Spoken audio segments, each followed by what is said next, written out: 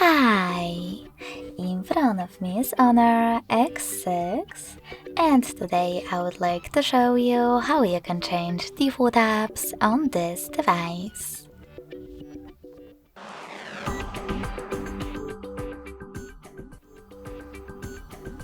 First of all, go into Play Store and install your new defaults, in my case, Opera Mini Browser. When your new apps are ready, go into Devices Settings.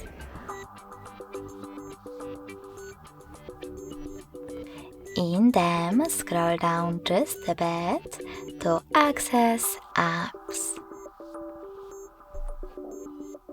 Then tap on Default Apps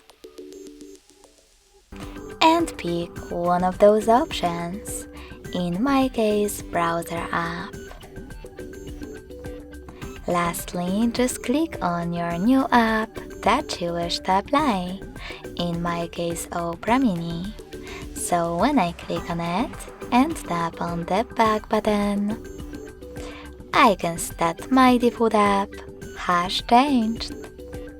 Thanks so much for watching. If you enjoyed this video, don't forget to leave a like, comment and subscribe. Bye!